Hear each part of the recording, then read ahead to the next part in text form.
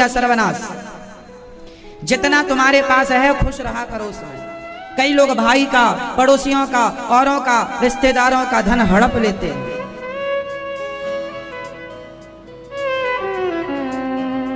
सारे रास्ते नरक ले जाएंगे। काम, क्रोध, मद, अभिमान। काम, क्रोध, मद मतलब अभिमान। ये जो अभिमान है ये भी नरक ले जाएगा। अभिमान, मैं ये, मैं वो, अच्छा तेरा नरक का टिकट कट रहा है पगले। काम, क्रोध, मद। मद मीन्स अभिमान। आदमी कहता ना बड़ा मद में है, अभिमान। काम, क्रोध, मद, लोभ। चौथा लोभ।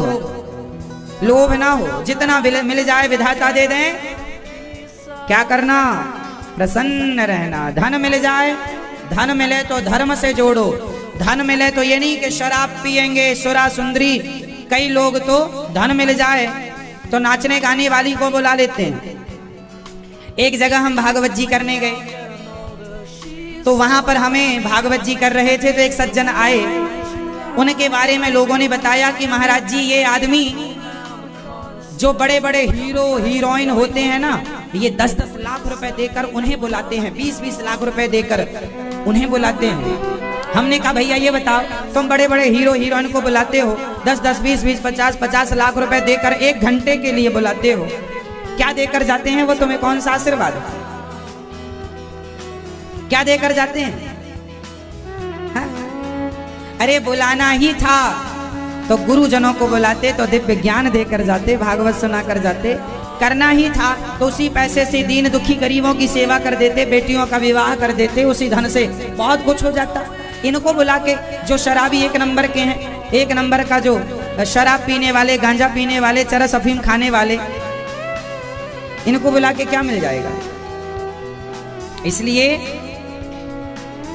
धन है तो धर्म के लिए होना चाहिए। धन है इसका मतलब ये नहीं कि आप उसका कुछ भी करेंगे। धन का सदुपयोग करना चाहिए। जब आप धन का सदुपयोग करते हैं तो इस जन्म में लक्ष्मी मिली है तो अगले जन्म में भी मिलेंगी। और यदि आपने धन का दुरुपयोग किया, लक्ष्मी बोली तेरे पिछले जन्म के पुण्य से तो मैं आ गई, पर अगले जन्म के लिए हाथ जोड़ लेंगी, चल अगले जन्म में नहीं मिलूंगी मैं, क्योंकि तूने मेरा दुरुपयोग किया है, अपमान किया, अनादर किया। इसलिए धन आवे तो धर्म की भावना रखिएगा। गरीबों की बेटियों का विवाह करो, समाज की सेवा करो। ये दास अनिरुद्ध सवेरे से शाम तक देखो सेवा करता, अन्य क्षेत्र बढ़ता है, माताओं की सेवा। यही तो है जीवन का सार। कोई मैं बांध कर ले जाऊंगा कि आप बांध कर ले जाएंगे? मैं तो सोचता हूँ जो दिया है विधाता ने, सेवा में लगे और लग रहा है। मुझे खुशी है कि हमारा जो भी है वो सेवा में ईश्वर लगा रहे हैं। ये शरीर समर्पित है सेवा में। धन दिया है ईश्वर ने तो धर्म के लिए दिया है, बैंकों में भरने के लिए नहीं दिया। भर भर के मर जाओगे। एक पत्नी मेरे पास आई, रोने लगी, महाराज महाराज क्या हुआ? बोले हमारे पति के 1 करोड़ रुपया बैंक में जमा है। तो हमने कहा तो हमें क्यों बता रही हो माँ? बोले हमारे पति भगवान के यहाँ चले गए। अच्छा चले गए, कोई बात नहीं, तो तुम निकाल लेना। अरे नॉमिनी में नाम लिखना भूल गए थे, नॉमिनी में नाम ही नहीं लिखा पत्नी का। अब करो कोर्ट कचहरी। 1 करोड़ रुपया जमा है बूढ़े आदमी का, ना उसकी पत्नी अब पुण्य कर पा रही है उस पैसे से, ना वो खुद बूढ़ा आदमी करके गया। डले हैं बैंक में पड़े हैं और नॉमिनी में नाम भी नहीं लिखा खुद की पत्नी घरवाली का। आप लोग चेक करवा लेना अपने अपने पतियों से आपका नाम है कि नहीं। हाँ, कुछ पुरुष ऐसे होते हैं पत्नियों के नाम कुछ नहीं करते, उनको डर रहता कहीं भाग ना जाइए। वो पत्नियां भी अच्छी तरह रहें, विश्वास जीत लें तो सब हो जाए। कुछ पत्नियां भी बात बात में मैं मायके चली जाऊंगी, तुम देखते रही हो। पति को लगता कहीं इसके नाम सब कर दिया और ये भी भाग गई, ठेंगा दिखा के देखते रही हो, तब तो अपनी लुटिया डूब जाएगी।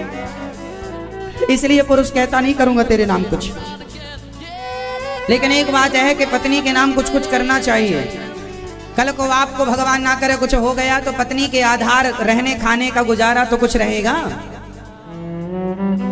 कितनी पत्नियां ऐसी हैं जिनके पति ने उन्हें कुछ नहीं दिया और अंत में जब पति नहीं रहे तो उसके ससुर ने, सास, देवर सब मैट गए, उन्होंने भी कुछ नहीं दिया। पति हो तुम अपनी पत्नी के लिए कुछ कर लो।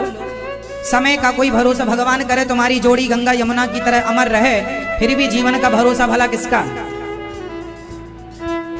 उठा दो मैया उठाओ। जीवन का भरोसा किसका है? इसलिए पत्नी को कम से कम अपने बैंक में नॉमिनी तो रखो बना के कि मेरे बाद पैसा तुझे मिल जाएगा। उसके खाते में भी कुछ लाख 2-4 लाख जमा करा दो।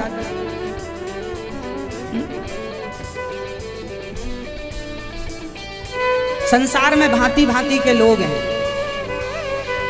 एक पुरुष मेरे पास आके रोने लगा, महाराज जी मैं बर्बाद हो गया। क्या हो गया? बोले शादी हुई, पहली सालगिरह थी, मैंने एक घर लिया था, पत्नी के नाम करा दिया, हमारी दूसरी सालगिरह ही नहीं आई उसके बाद। दूसरी आई ही नहीं दोबारा। क्यों नहीं आई? तो बोले भाग गई। तलाक के कागज भिजवा दिए उसने और उसी घर में वो दूसरे पुरुष के संग रहती है और मुझे बाहर कर दिया निकाल के, मेरा है।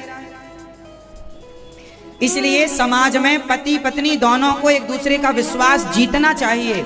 समर्पण तब होगा जब विश्वास जीतेंगे, समर्पण आएगा तब चीजें क्लियर होंगी, वरना पति पत्नी में भी झगड़ा विवाद खत्म नहीं होता कुछ घरों में। सही है?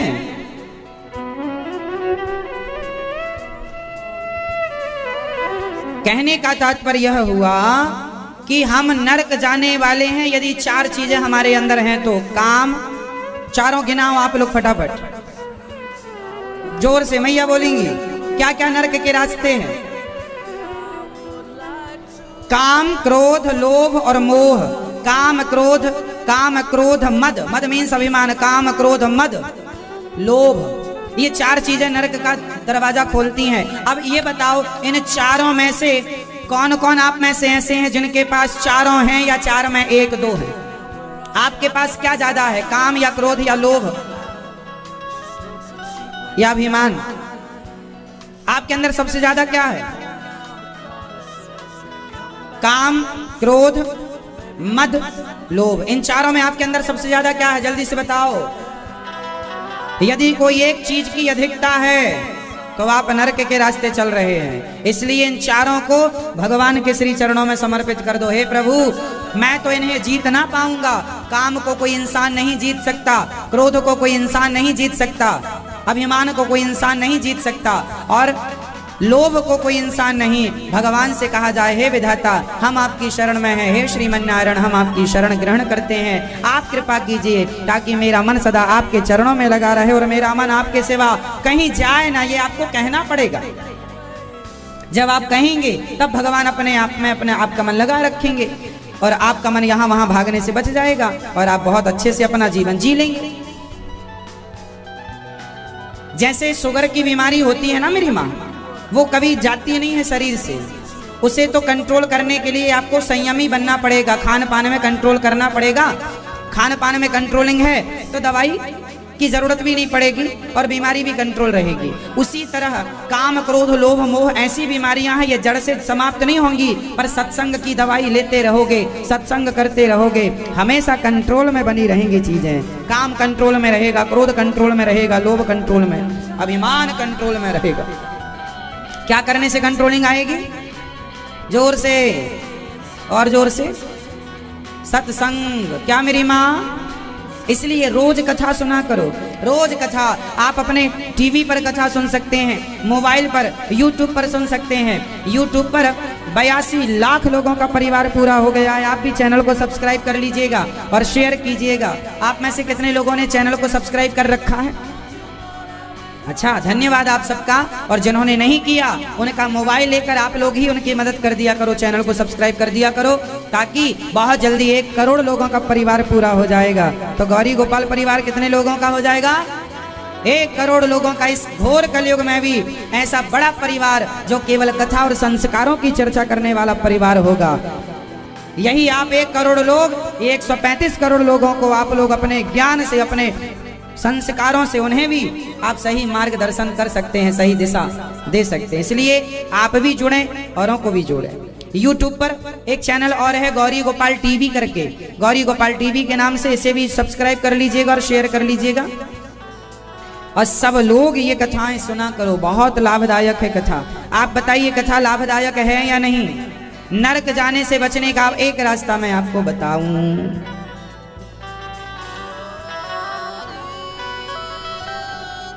अजामिल नाम के एक पंडित जी थे, उनके बेटे का नाम क्या रखा था उन्होंने? नारायण। बस यही उपाय है, काम करते रहो और नाम। अजामिल ने बेटे का नाम रखा नारायण और बुलाया था बेटे को मरते समय। बेटे ने सुना नहीं, परमपिता परमात्मा ने सुन लिया। जाओ मेरा भक्त पुकार रहा, लेकर आओ। पार्षद गणाए, यमदूतों को भगाया और भगवत धाम ले जाने लगे। यम पार्षदों ने कहा आप अभी और भजन करो। 88 साल की उम्र में आए और 12 साल और भजन किया। 100 साल की उम्र में अजामिल की सदगति हुई।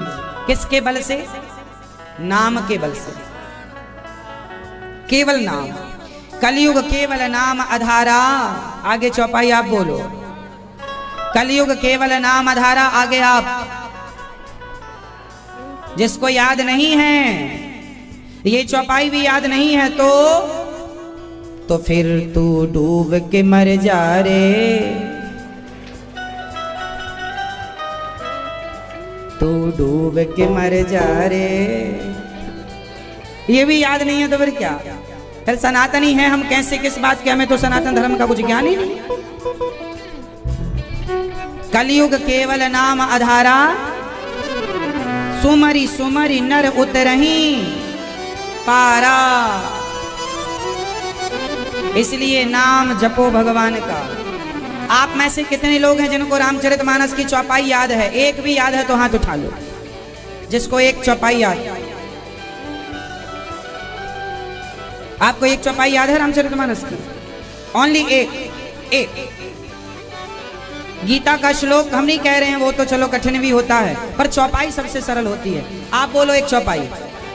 नारायण कवच बच्चों को पढ़ाया करो, बच्चों के बैग में नारायण कवच रखा करो, गीता रखा करो, पढ़ाया करो। अरे कुछ ना हो, थोड़ा एक एक अक्षर ही संस्कार तो बनाओ पढ़ाने के, पढ़ने के। संस्कार बनेंगे तब तो पढ़ेंगे। पढ़ाने पढ़ने के संस्कार ही नहीं है तो क्या पढ़ेगा कोई? इंद्र ने गुरुजी का यज्ञ कराया गुरुजी से, और गुरुजी का देखा कि उन्होंने राक्षसों को आहुति डाल दी, हत्या कर दी इंद्र ने अपने गुरुजी की। और जब हत्या की, ब्रह्म हत्या लगी इंद्र को, तब इंद्र ने अपनी हत्या 4 लोगों में डिवाइड कर दी, बांट दी। स्त्री को हत्या दे दी। ये जो स्त्रियों में मासिक धर्म होता है, यह इंद्र का दिया हुआ ब्रह्म हत्या है। दूसरी हत्या वृक्षों को गोंद के रूप में, गाद होती है ना गोंद। तीसरी, इसलिए गोंद का भोग भगवान जी को नहीं लगता, आपको पता है? जो गुड़ के लड्डू बनते हैं उनमें गोंद का प्रयोग होता है, लेकिन गोंद का प्रयोग ठाकुर जी के भोग में नहीं होता। लोग कहते हैं कि गोंद बहुत पौष्टिक होती है, बात अच्छी है, पौष्टिक होती है, बहुत सारा उसमें पोषक तत्व हो सकता है, पर उसका भोग ठाकुर जी को नहीं लगता, क्योंकि ये एक ब्रह्म हत्या है। गोंद स्त्री का मासिक धर्म। तीसरा, जल में जो सफेद कलर का झाग होता है, इसलिए जब भी नदी में जाओ, नहाने के पहले, पानी पीने के पहले हाथ से पानी को हिला डुला लेना चाहिए। जो आपने देखा होगा नदियों में व्हाइट कलर का फैन होता है, जरा सा वो बुलबुले उठते रहते हैं, वो ब्रह्म हत्या होती है। ना उसमें स्नान करना चाहिए, उसमें ना पीना, हिला डुला के पहले साफ कर लो, फिर पानी पियो, फिर नहाओ। चौथी, पृथ्वी में बंजर भूमि, जो बंजर होती है, कुछ भी बोलो, कुछ होते ही नहीं है, वो ब्रह्म हत्या। इंद्र ने 4 में बांट दी, मुक्त हो गए हत्या से। तब त्वष्टा ऋषि ने यज्ञ किया, और त्वष्टा ऋषि ने यज्ञ करके वृत्तासुर को प्रकट किया। वृत्तासुर युद्ध करने चले इंद्र से, और जब इंद्र से युद्ध करने चले हैं साहब, जानते हैं क्या हुआ? वृत्तासुर ने भगवान दधीची ऋषि की हड्डियों का वज्र बनाया। इंद्र ने, दधीची ऋषि ऐसे ऋषि थी हमारे जिन्होंने हड्डियों का दान दिया था कि मेरे हड्डियां भी परोपकार में लग रही हैं, तो हड्डियां दे देना चाहिए। हड्डियों का दान दिया था। अपना जीते जी बॉडी, लोग तो मरने में डोनेट करते हैं अपनी बॉडी। दधीची ऋषि ऐसे थे कि अपने जीते जी अपने आप को दान कर दिया था। गाय ने शरीर में खाद्य पदार्थ लगाए और गाय ने चाट चाट के जिंदा में पूरी चमड़ी उतार दी, हड्डियां बची, उस हड्डी से वज्र बनाया गया, उस वज्र से इंद्र ने युद्ध किया, तब वृत्तासुर मरा था। जो इंद्र के पास वज्र है ना, आपने देखा होगा वज्र, इंद्र का वज्र कैसा है, हमारे शरीर में जो हमारे हृदय से लेके पेट तक जो हड्डियां नहीं होती, एक सीधा और फिर यूं यूं यूं ऐसे ऐसे, ऐसे ही इंद्र का वज्र भी होता है। क्यों? क्योंकि वो हड्डी का ही बना। आप किसी की हड्डियां देखें तो एक सीधा फिर ऐसे ऐसे होते ना, दो दो कनखल ऐसे। अब डॉक्टरों की भाषा में उसको कुछ बोलते होंगे, हमें नहीं आती वो भाषा। हाँ, आप लोग बोल रहे हैं, अच्छी बात है। तो वही बोलते हैं जो आप लोग कह रहे हैं।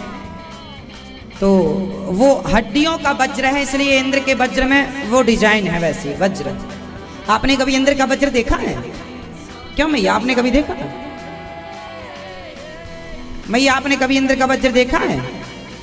नहीं देखा? अरे टीवी में तो देखा ही होगा, है ना?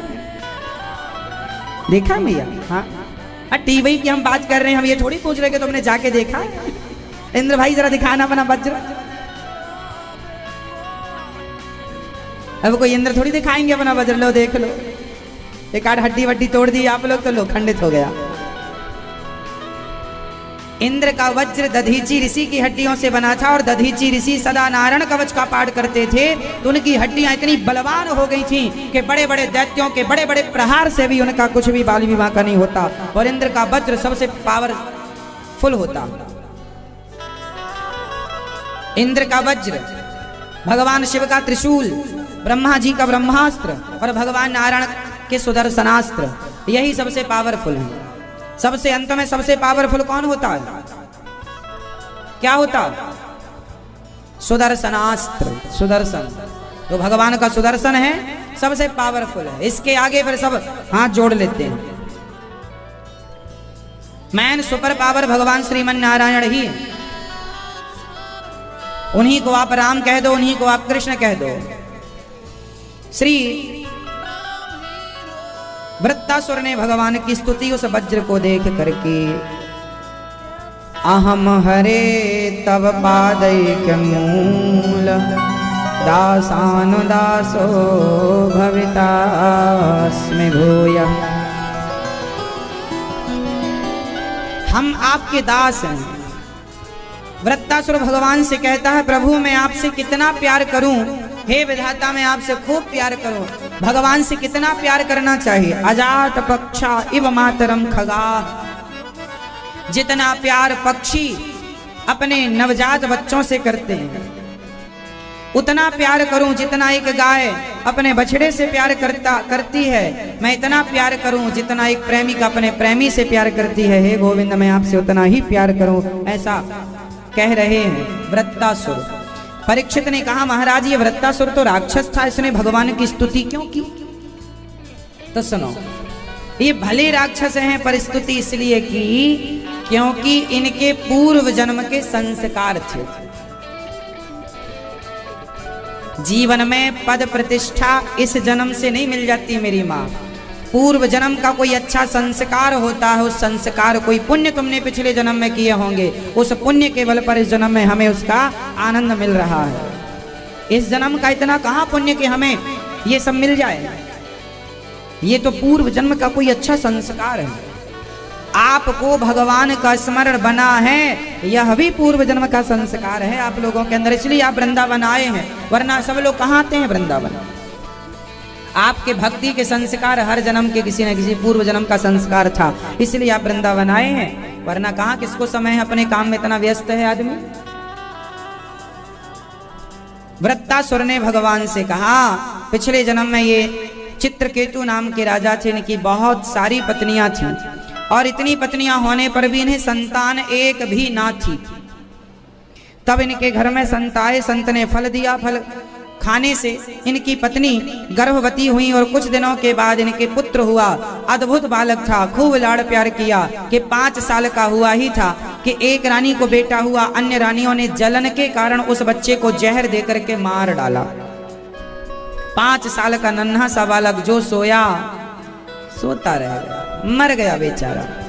पिता रोए, जैसा कि सब लोग रोते हैं, सबकी तरह उन्होंने भी रोना शुरू किया। नारद जी ने आकर समझाया, अरे चित्रकेतु, आप इतने बड़े ज्ञानी राजा हैं, आप क्यों रोते हैं? क्या करूं महाराज, पुत्र अभी बहुत बड़ा भी नहीं था, क्या बिगाड़ा होगा किसी का, इसकी क्या मृत्यु हो गई, क्यों हो गई?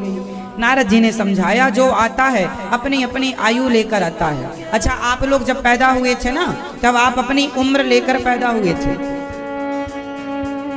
आपकी कितनी उम्र है? उतनी ही जितनी आप लेकर आए हैं, उतना जिएंगे। उसके बाद एक श्वास एक्स्ट्रा नहीं दी जाएगी। क्यों मिलती है किसी को? चित्रकेतु से कहा, आपके पुत्र की श्वासें पूरी होगी, चला गया, आप क्यों रोते हैं? महाराज क्या बताऊं, पुत्र जीवित कर दीजिए। नारद जी ने कहा, जीवित कर देता हूं। मरे हुए पुत्र पर जो जल का छिड़काव किया, पुत्र जीवित हो गया। पिता ने कहा, आओ बेटा तुम्हें गले से लगाऊं।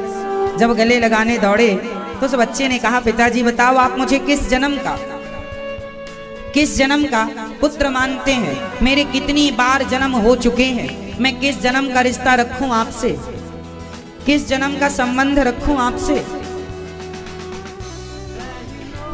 पिछले जन्म में मैं भिखारी था, आपके घर आया भीख मांगने, आपने मुझे गेहूं काटा दिया, गोबर के उपले कंडे दे दिए। मैंने रात्रि को उनमें आग लगाई, चींटियां बहुत थी उनमें, सारी जल गईं।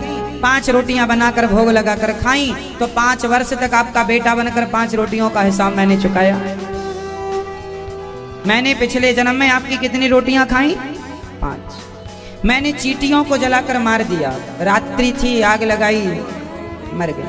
वो चींटियां आपकी पत्नी बनकर आई, और वो चींटियां मैंने जहर दिया, उन्होंने मुझे जहर इसलिए दिया, मैंने उन्हें जलाया था, उन्होंने मुझे जला दिया। मैं आग में जलाया था, उन्होंने जहर से जलाकर मार डाला मुझे। हिसाब बराबर हो गया। एक बात बताएं, यदि आप रास्ते से जा रहे थे और आपको किसी ने लड़ाई झगड़ा किसी से हो गया और उसने एक थप्पड़ आपके गाल में मार दिया, आप ये ना सोचा करो कि उसने मार दिया, अरे किसी ना किसी जन्म का कोई हिसाब बाकी था, वो थप्पड़ जो पड़ गया है ये समझ लेना इससे हमारा हिसाब किताब चुक गया। कोई बाकी रहा होगा इसलिए गाली दे दी, इसलिए बोल दिया, तब आप भी उसे थप्पड़ मार के क्यों माथा पच्ची करें? चल भैया समझाओ, छोटी मोटी बात है तो ठीक है, वरना किस किस के मुंह लगोगे और कहां कहां लड़ने जाओगे, किस किस से लड़ोगे? क्यों भैया, सही है। इसलिए हिसाब किताब होता है सबका, पिछले जन्म का, इस जन्म में। हम बताओ सरकार का हिसाब लेखा जोखा कब होता है? 31 मार्च को ही सरकार का लेखा जोखा पूरा होता है। 1 अप्रैल से नया साल चालू होता है सरकार का। बोलो हाँ या ना? हाँ, सरकार भी लेखा जोखा लेती है ना हम सबसे। इनकम टैक्स बोलते हैं, अपनी आय पर टैक्स दीजिए आप, ऐसा सरकार कहती है। तो लेखा जोखा साल भर आप बैंक से लेते देते रहते हैं, और आखिरी महीने में आपको हिसाब देना पड़ता है। ये बोलता चलो भाई हिसाब करवाओ, किसको दिया था, कहां से आया, हिसाब देना पड़ता है। ये पैसे कहां से आए, कहां गए, सबका हिसाब।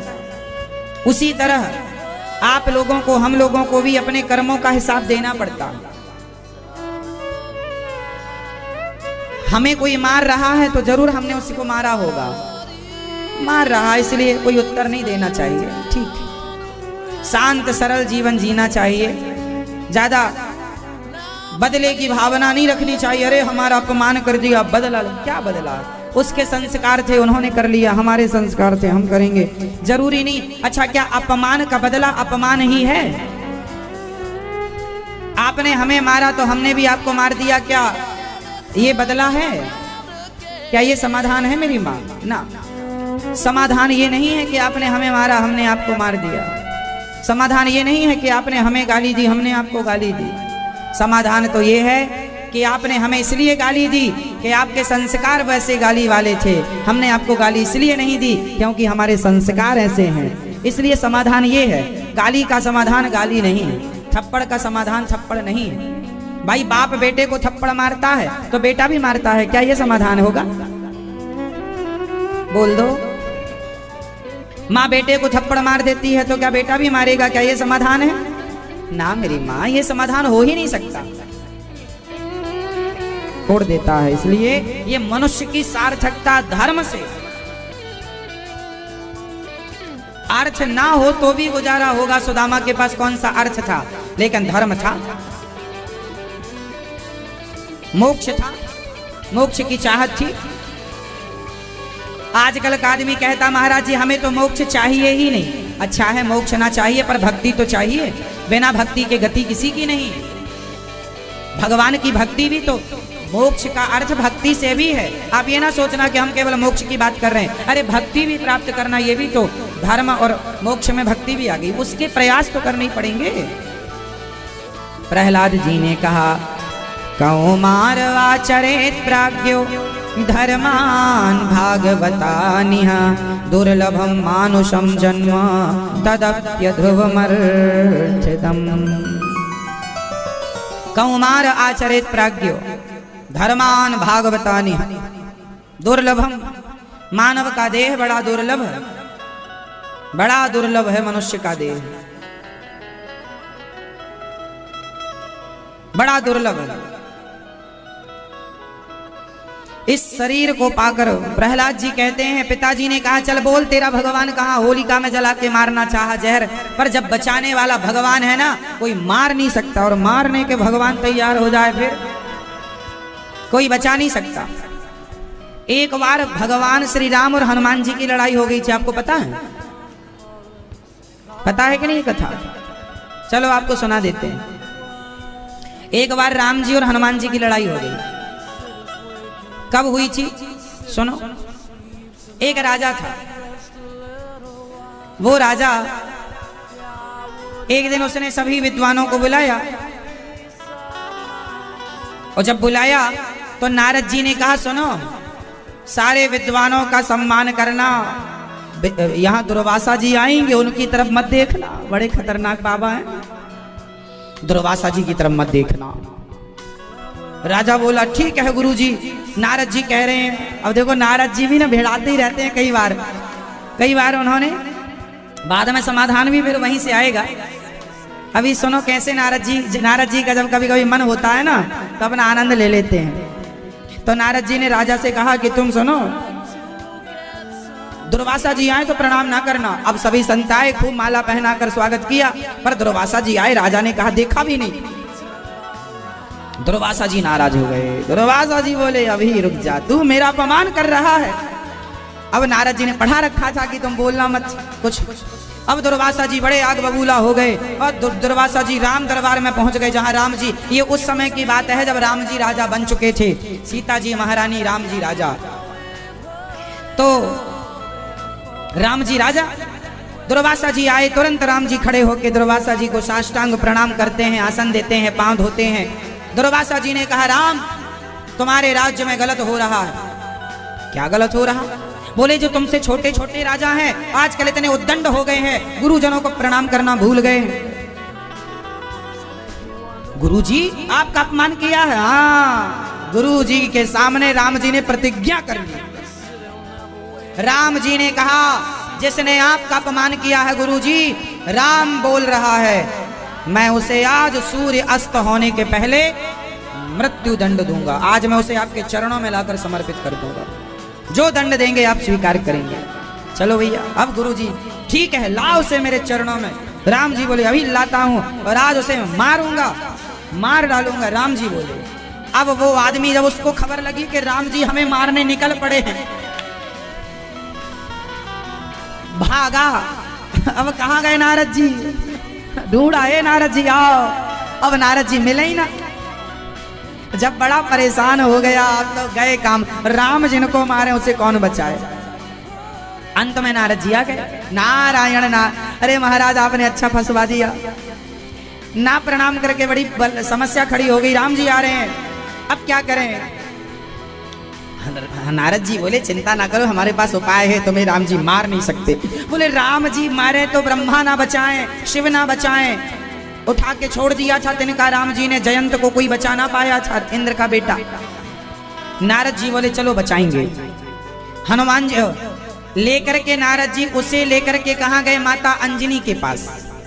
और अंजनी माता से उसने हाथ जोड़ के कहा माँ आज मेरे ऊपर बहुत बड़ा संकट आया है, आप मेरे प्राणों की रक्षा का वचन दो। अंजनी बोली ठीक है मैं तुम्हें वचन देती हूँ, आज मैं तुम्हें बचाऊंगी। तुरंत माता अंजनी ने हनुमान जी का स्मरण किया। हनुमान जी अपना जंगल में बैठे ध्यान कर रहे थे। हनुमान जी आए, माँ क्या हुआ? बेटा देखिए फलाना आदमी है और ये इसको मैंने वचन दे दिया है कि आज इसके प्राणों की रक्षा होनी चाहिए। हनुमान मैं तुम्हें तुम्हारी माँ आज्ञा देती है कि माँ का वचन पूरा करो, इसके प्राणों की रक्षा करो। अब हनुमान जी ने पूछा ये बता तुम्हें मार कौन रहा है? बोले राम जी। हनुमान जी बोले हो गई बला, अच्छा फंसवाया इस आदमी ने। कौन मारने आ रहा है? राम जी। क्या अपराध किया तुमने? बोले गुरुजी को प्रणाम नहीं किया। अंजनी माँ से कहा, हनुमान जी ने, माँ इसको छोड़ दो, इसे नहीं बचा पाएंगे हम सब। राम जी जब मारे तो रावण ना बचा, ये बचेगा? अंजनी बोली कुछ भी हो राम जी को रोको। अब राम जी भी वचनबद्ध थे, हनुमान जी भी अब कह रहे हैं। अंजनी बोली तू मेरा बेटा है, जो कहूंगी करना पड़ेगा। ठीक है माँ। पहली बार कहा अंजनी ने अपने बेटे से कुछ। अब ये अच्छा फंसाया ऐसा राजा ने हनुमान जी को। अब हनुमान जी दिमाग लगाए, ज्ञानी नामाग्रगण्यम, हनुमान जी तो परम विद्वान परम बुद्धिमान। हनुमान जी बोले चलो। तो हनुमान जी उसे लेकर के सरयू जी गए। सरयू जी उसे कर लिया पीछे और हनुमान जी हो गए आगे। और हनुमान जी बोले कि तू केवल सीताराम सीताराम जपेगा, कुछ बोलना मत, कुछ भी हो जाए बोलना मत। ठीक है। अब राम जी ढूंढ रहे थे कि वो है कहां। कभी किसी ने गुप्तचरों ने खबर दी वो सरयू जी में नहा रहा है। अब चलो हनुमान जी, राम जी बोले चलो नहवाते हैं उसको अच्छे से। अब राम जी आए पूरी सेना लेकर। राजा थर थर कांप रहा था, सीताराम सीताराम सीताराम बोल रहा था, सीताराम सीताराम सीताराम। राम जी ने बाण निकाला और जब बाण निकाला तो हनुमान जी खड़े हो गए। अभी पानी के अंदर बैठे ध्यान मस्त थे हनुमान जी, खड़े हो गए। हे प्रभु आपका दास हूं, हनुमान जी आप बाहर आ जाओ, इसे मैंने वचन लिया है, गुरुजी को दिया, मारूंगा। हनुमान जी बोले प्रभु छोड़ दो इसे। नहीं मैं नहीं छोड़ता। हनुमान जी तुम इसके पक्षधर ना बनो। हनुमान जी बोले प्रभु ये आपका दास है। ना ना कोई बात नहीं, इसने गुरुजी का अपमान किया। अब राम जी बाण चलाएं कैसे? वो तो पीछे खड़ा है, हनुमान जी आगे खड़े। अंत में राम जी तैयार नहीं हुए रुकने को और उन्होंने बाण चलाया। और बाण जब चलाया राजा को मारने के लिए, तो राजा तो मरा नहीं, हनुमान जी मूर्छित होकर के गिर गए। और जब हनुमान जी मूर्छित होकर गिर गए तो तुरंत उसे उन्हें पकड़कर राम जी रोने लगे, मेरे हनुमान को क्या हो गया। तब दुर्वासा जी आए और हनुमान जी ने एक आंख खोली, इशारे से कहा जल्दी गुरुजी के चरणों में जाके गिर जा। यहाँ राम जी हनुमान जी को संभाल रहे थे, वहां जाके चरणों में, हे गुरुजी क्षमा कर दो। गुरुजी बोले अच्छा शरण में आ गए, अब तो गलती नहीं करेगा, बड़ों का अपमान तो नहीं करेगा ना। गुरुजी कान पकड़ता हूँ। तुरंत गुरुजी ने, दुर्वासा जी ने कहा अच्छा प्रभु एक काम करो, मेरा उद्देश्य किसी को मारना नहीं है, इसके गलत विचार मर गए, बस इसी से इसकी विजय हो गई। हमारा उद्देश्य किसी जीव की, किसी व्यक्ति की हत्या करना नहीं, उसके विचार शुद्ध हो जाए, मन शुद्ध हो जाए, बुद्धि शुद्ध हो जाए, क्या चाहिए। तो अर्थ ये निकला कि भगवान श्री राम धर्म के लिए हनुमान जी से भी युद्ध करने लग जाते हैं, पर धर्म ना जाए। वचन की दिया है, वचनों के हनुमान जी के कुछ हुआ नहीं। राम जी ने जो बाण मारा था बहुत जोर से नहीं मारा था, परंतु श्री हनुमान जी राम जी को प्रणाम करते हैं और जो माँ को दिया वचन था वो बच गया। इससे अर्थ ये सिद्ध हुआ कि यदि भगवान रुष्ट हो जाए तो भगवान रुष्ट हो गए तो कौन बचा सकता है? बोले भगवान का भक्त ही बचा सकता है। इसलिए गुरु शरण होते हैं, इसलिए गुरु चरण होते हैं कि भगवान रूठ जाए तो गुरु बचा लेता। प्रभु आपका ही है, क्षमा कीजिए। इसलिए लोग कहते हैं गुरु क्यों बनाना चाहिए? जिनके गुरु हैं ही नहीं उन्हें भगवान स्वीकार करेंगे ही नहीं। कैसे स्वीकार करें? किस आधार पर स्वीकार करें? इसलिए भक्ति भी करना तब मान्य होगा जब जीवन में किसी गुरु की शरण में आप गए हों। नामदेव जी ने 27 बार विट्ठलनाथ जी का प्रत्यक्ष दर्शन किया था। अंत में विट्ठलनाथ जी ने बोल दिया बेटा नामदेव गुरु बना लो। भगवान ने बोल दिया 27 बार प्रत्यक्ष दर्शन देने के बाद, तब खेचर जी को गुरु बनाया श्री नामदेव जी ने। तो गुरु बिन भवनिधि तरे न कोई, गुरु के बिना भव सागर पार कोई कर सकता नहीं, इसलिए गुरु चरण जरूरी है। तो नारद जी अंत में प्रकट हुए और भगवान की इस लीला को नारद जी ने प्रकट किया है। इसी तरह प्रहलाद जी अपने मित्रों से कहते हैं कि हमें भगवान के भक्तों की शरण में रहना चाहिए, इसलिए प्रहलाद जी कहते हैं भगवान का आश्रय ग्रहण करो। हिरण्यकश्यपु पहुंच गए, चल बोल तेरा भगवान कहाँ है। प्रहलाद जी ने कहा पिताजी कहाँ है, ये क्यों कहते हो, ये पूछो कि कहाँ नहीं है।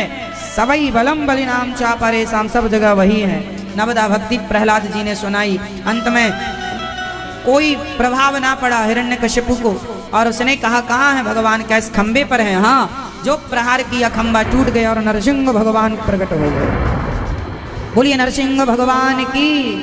नरसिंह भगवान ने प्रकट होकर के और तुरंत हिरण्यकश्यपु को पकड़ लिया, और जो अपने नख से प्रहार किया हिरण्यकश्यपु का उद्धार हुआ है। और श्री प्रहलाद जी ने भगवान की स्तुति की, सबने स्तुति की। ब्रह्मादयः सुरगणा मुनयोऽथ सिद्धाः सत्त्वैकतानमतयो वचसां प्रवाहै नाराधितुं पुरुगुणैरधुनापि विप्रुः किं तोष्टुमर्हति समे हरिरुग्रजाते। श्री प्रहलाद जी महाराज ने भगवान की स्तुति की। भगवान ने कहा पुत्र कुछ मांग लो। प्रहलाद जी ने कहा प्रभु कभी कुछ मांगने की आवश्यकता ही ना पड़े, ऐसी कृपा करो, मैं आपसे कभी कुछ ना चाहूं, कोई चाहत ना हो, निष्काम, कोई कामना नहीं। भगवान ने कृपा की। एक बार भगवान ने हाथी के लिए हरि का अवतार धारण किया। एक हाथी का पांव मगर ने पकड़ लिया। एक हाथी और मगर की लड़ाई आप लोगों ने सुनी है। गज और ग्राह लड़े जल भीतर, ये कहानी कौन कौन सुना है? आप में से कितने लोग गज और ग्राह की कथा जानते हैं? आप नहीं जानती हो भैया, चलो हम सुनाते हैं, सुनो। एक हाथी था, बहुत सारी पत्नियां थी उसकी। हथनी को पत्नी नहीं कहेंगे, क्या कहेंगे? हथनी। एक हाथी था, उसकी बहुत सारी पत्नियां थी, अर्थात हथनियां। बहुत उसके बच्चे थे, खूब बड़ा उसका दबदबा था, बड़ा ताकतवर हाथी था। जिस रास्ते से चलता पेड़ों को तोड़ मरोड़ता हुआ चलता, और क्या मजाल के कोई शेर उसकी तरफ ताक जाता। बहुत ज्यादा बलवान हाथी था, घमंड में चूर हाथी, जहां से निकल जाए सारे जंगल के जानवर हाथी के सामने थर थर कांपते थे। एक दिन वही हाथी नहाने गया सरोवर में, तो नहा रहा था, पत्नियों के ऊपर सूंड में भर भर पानी। हाथी को पानी बड़ा प्रिय लगता है, पता है आपको, हाथी पानी में बहुत खेलता है। तो हाथी खेल रहा था पानी में, तभी पानी का जो राजा है मगर आ गया। हाथी का पांव उसने जब कस के पकड़ लिया। हाथी को लगा कोई होगा, जानता नहीं है हमें कौन है, हम कौन है। अभिमानी आदमी हर समय अभिमान में ही रहता। और जब हाथी को पकड़ के मगर ले जाने लगा जब पानी के अंदर गहराई में, तो हाथी चिल्लाने लगा पत्नी बचाओ, अरे भाग्यवान सुनती हो, बेटा बचाओ। कोई नहीं आया, सबने जोर लगाई, कहाँ खिंचने वाला हाथी। अब हाथी बिल्कुल डूबने वाला था। तब हाथी की पत्नियां बोली टाटा, बच्चे बोले टाटा। ये दुनिया सुख में आपके संग है, मुसीबत में कौन खड़ा है? मुसीबत आएगी, बेटा अच्छा डॉक्टर अच्छा इलाज करा